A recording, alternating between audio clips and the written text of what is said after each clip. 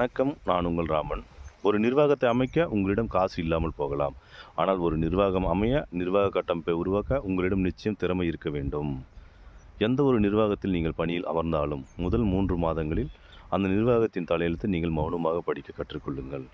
ஏனில் அந்த நிர்வாகத்திற்கு லாபம் யாரால் வருகிறது என்பதை விட, அந்த நிர்வாகத்திற்கு நட்டம் யாரால் வருகிறது என்பதை நீங்கள் தெளிவாக தெரிந்து கொள்ள வேண்டும்.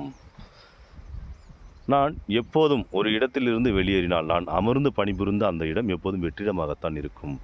ஏனெனில் அந்த இடத்திற்கு ஆட்களை வேண்டுமானால் நிரப்பிக் கொள்ளலாம். என் ஆளுமையை உங்களால் ஒரு நாளும் ஒருபோதும் உங்கள் நிர்வாகத்தால் நிரப்ப முடியாது. அதாவது உங்ககிட்ட ஒரு நிர்வாகம் அமைக்க காசு இல்லாமல் இருக்கலாம். ஆனால் அந்த நிர்வாகம் நன்றாக செயல்பட உங்களிடம் திறமை நிச்சயம் இருக்க வேண்டும்.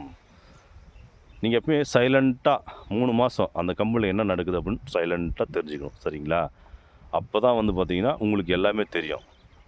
நீங்கள் யாரை வேணாலும் நீங்கள் இருந்த இடத்துக்கு நிரப்பிக்கலாம். அந்த இடத்துல ஒரு வேக்கன்ஸை நிரப்பிக்கலாம். ஆனால் உங்களோட திறமை யாராலையுமே நிரப்ப முடியாத மாதிரி இருக்கணும். அந்த மாதிரி நீங்கள் பர்ஃபார்ம் பண்ணுங்கள். சரிங்களா?